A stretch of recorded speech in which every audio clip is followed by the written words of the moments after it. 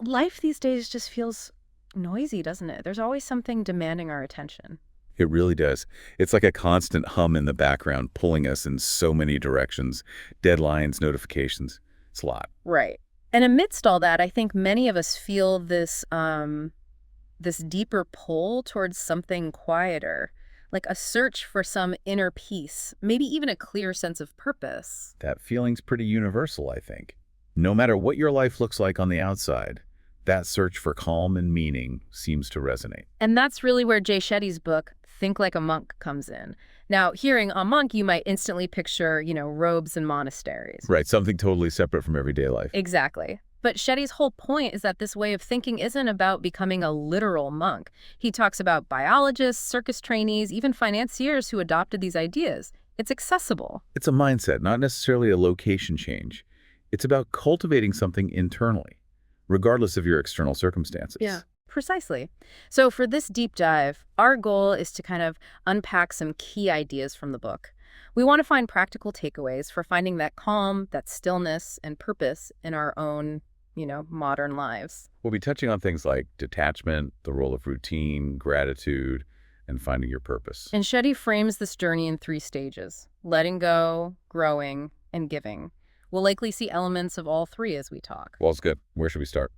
Let's start with detachment. It sounds a bit intense, maybe, like cutting yourself off. Yeah, it can sound like that.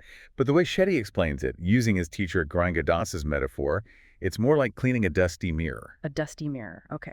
How did that work? Well, think of your true self, your core values, Mhm. as the clear mirror. But life throws dust on it, other people's opinions, expectations, all these obligations, the OEOs, he calls them. Okay. So the external stuff clouds our view of ourselves. Exactly. It dilutes who we are. Detachment, in this sense, is about consciously wiping away that dust, filtering those OEOs, so we can see our own reflection more clearly. It's like that ancient idea, setta darpanta marginam, cleaning the mirror of the heart. So it's about filtering, not blocking everything out. Precisely. Shetty talks about his ashram experience. Simple clothes, shaved heads, no mirrors, basic food, limited media. It wasn't punishment.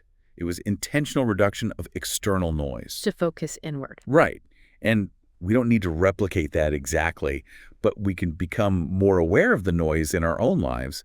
Like, look at how we spend our money or our free time. That's a practical angle. What do our choices actually say about our values? That quick coffee versus maybe packing a healthier lunch, or scrolling social media versus, say, 5 minutes of quiet reflection. Yeah, just pausing to ask, does this align with what I truly value? Does this bring me closer to who I want to be, or is it just noise? And it's not about judging others, but learning from them too, right? If you admire someone's honesty or determination. That often resonates because it reflects a value you hold yourself.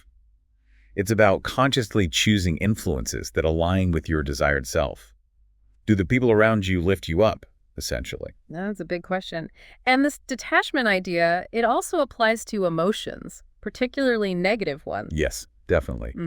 He talks about becoming an objective observer of your own feelings, sort of stepping back slightly. Like not getting totally swept away by anger or frustration. Exactly. Father Thomas Keating had this idea that we don't have to get upset just because someone else acts a certain way. We have a choice in our response. It's recognizing negativity as maybe a temporary state in someone, not their whole identity. Hurt people, as they say. And the Dalai Lama's wisdom, help if you can. If not, at least do no harm. It fosters compassion. Shetty has a practical exercise for this too, doesn't he? Like trying not to complain or compare for a week. Yeah, just to build awareness. It can be surprisingly revealing how often those thoughts pop up. And then there's these spot, stop, swap technique for when negativity does arise. Spot, stop, swap. Okay, break that down. So first you spot the negative feeling. Maybe it's envy, looking at someone's vacation pictures. Okay, got it. Then you stop, pause. Yeah. What's underneath that envy?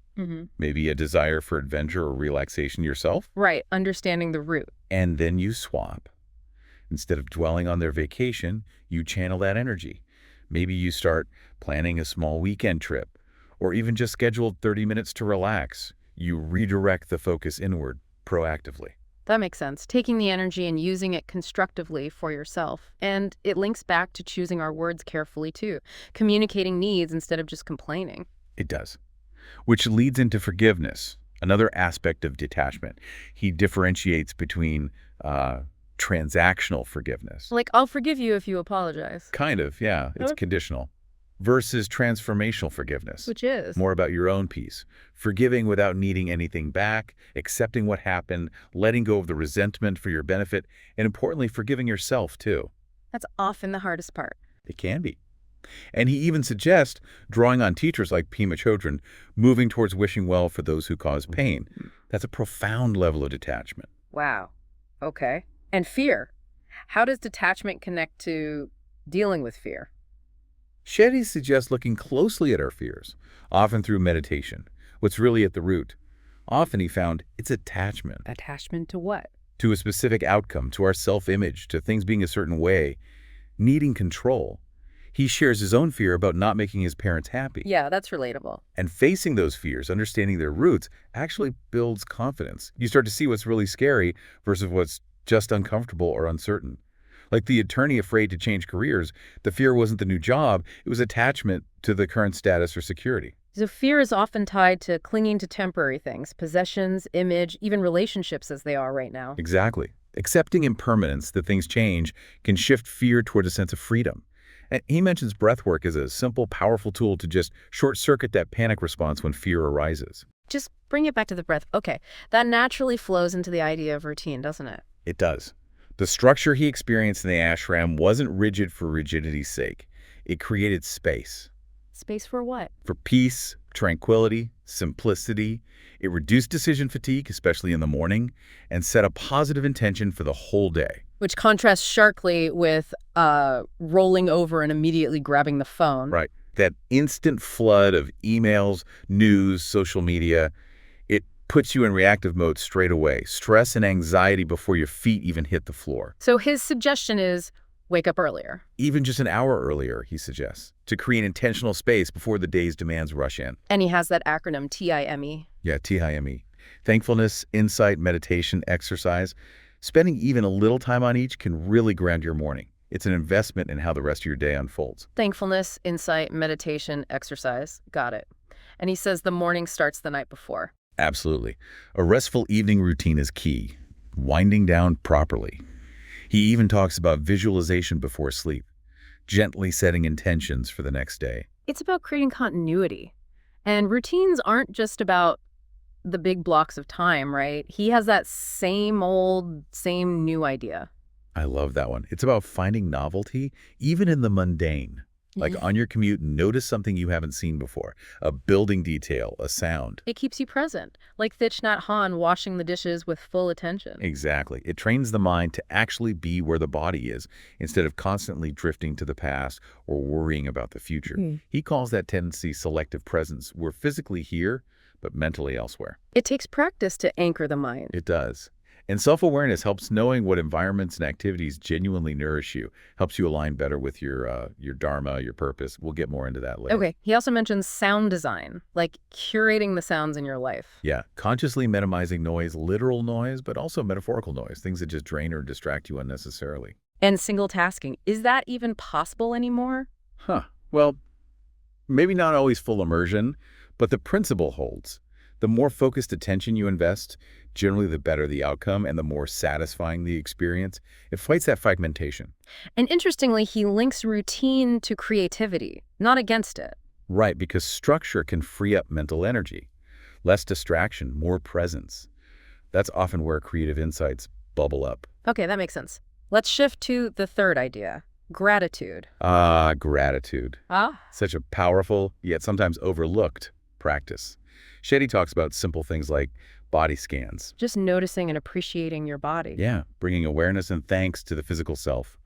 Or creating a sacred space in your mind through visualization, a place you can go for peace. Like an internal refuge. And using visualization to savor good memories, too. Exactly. Intentionally creating or revisiting moments of joy, connection, purpose, locking them in. And the benefits aren't just, feeling nice for a moment. There's real science behind it. Oh, absolutely. He mentions the significant positive effects on both mental and physical health. It's like an internal medicine, really. The monk practice is trying to be grateful for everything all the time, even the tough stuff. That's the ideal, yes. Not necessarily being happy about hardship, but finding something within the experience to be grateful for: a lesson learned, resilience discovered. He shares that story about Brian Acton, the WhatsApp co-founder. Right. Facing rejection, but still expressing gratitude for the opportunity. That mindset shift. Which ties into another mindset Shetty mentions. There's more for me out there when something doesn't work out. Instead of getting stuck in disappointment, you shift your energy. Okay, that door closed. What other possibilities are there? It's about trusting life, as Brother David Steindl-Rast puts it, looking for the opportunity in every moment. Even practicing gratitude for unlikely people or in difficult situations. Yeah, it's a mental muscle to build.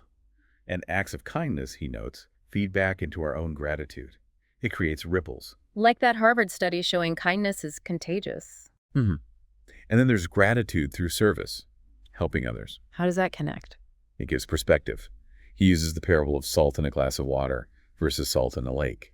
Our own problems seem smaller when we connect with the larger world and the needs of others. Dissolves the bitterness a bit. But he's careful to say this isn't about being grateful for trauma, right? Absolutely crucial point. Healing from harm is a separate, necessary process. Gratitude doesn't mean ignoring or condoning being wronged. Okay. So the overall feeling is cultivating this sense of abundance, of having been given everything in a deeper sense, practicing it daily, internally, and through actions. Yes.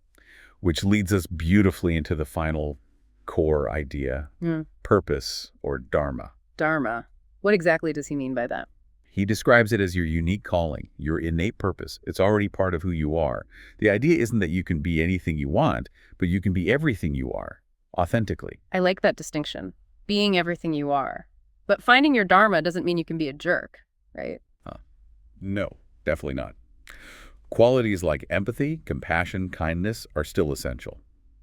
And just because you struggle with something initially, like getting a bad grade, doesn't mean it's not part of your path. You need to experiment, give it a real try. He mentions his own experience with that Think Out Loud Club. Yeah, it failed at first, but he felt drawn to it, persevered, learned, and it grew. It shows that pursuing your passion might involve overcoming obstacles. He also talks about Varnas guide, leader, creator, maker. Are those like personality types? Sort of broad tendencies, yeah. Ways to understand your natural inclinations and strengths. He touches on different modes within those: ignorance, impulsivity, goodness, encouraging self-awareness, focusing on your strengths, and finding people who complement you. So it's about knowing yourself. And then how do you find this dharma? He suggests test driving it. Pay attention in your everyday life. What activities give you energy? Where do you find yourself in a state of flow? What comes naturally? Are there specific signs? He lists 5. You feel energized by it. You experience flow. You have clarity while doing it. It feels comfortable or natural. And you see consistent positive growth. Energy, flow, clarity, comfort, growth. Okay. And it's your responsibility, right? You have to actively set up your life to live it. Exactly. Don't wait for permission or for things to perfectly align. And try to stretch your dharma across different areas: work, family, hobbies. Bring that sense of purpose everywhere. Even the morning routine connects back here. Yes, starting the day centered and intentional helps you align with and pursue your purpose more effectively. And the highest purpose, according to this framework, is service. Yes, serving others. He talks about seva, selfless service, motivated by genuine goodness, not for reward or recognition. Even small acts count, like the monks just doing things helpful around the ashram. It's interesting that people with less often give more. It suggests an inherent generosity in us. And service isn't necessarily about changing your job. It's the spirit you bring to what you already do. Looking for opportunities to help in your current context. He uses Kailash Satyarthi's work against child labor as a huge example. A powerful example of service driven by deep compassion. Ultimately, serving through your unique dharma brings fulfillment. It's an evolution of giving. He also briefly mentions chanting Om and Kirtan. As schools? Yeah, for focus, for building united energy. But the core message is there's no single map. It's about training your mind how you react, respond, commit with a flexible focus. So bringing this all together as we wrap up, what are the main threads we've pulled from Think Like a Monk? Well, there's the real power in letting go, detaching from the noise, the expectations, the negativity, clearing that dusty mirror. Right, and the grounding effect of intentional routines, starting the day mindfully, finding presence in the everyday. Definitely. Then the transformative impact of gratitude, cultivating appreciation internally and expressing it through kindness and service. And finally, that deep fulfillment that comes from discovering and living your unique purpose, your dharma, especially when it involves serving others. I think the key underlying idea, the one to really sit with, is that this is all a practice. It's not a one-time fix. It's about continually training the mind. Yeah, recognizing that we have agency, that we can choose how we react and respond in any given moment. We shape our reality from the inside out. Exactly. It's about being intentional. So, maybe just a quiet question for everyone listening as you go about your day. What's your intention right now? What energy do you want to A cultivate? wonderful thought to carry. And with that, we'll close with that beautiful mantra, Loka Samasta Sukhino Bhavantu. May all beings everywhere be happy and free.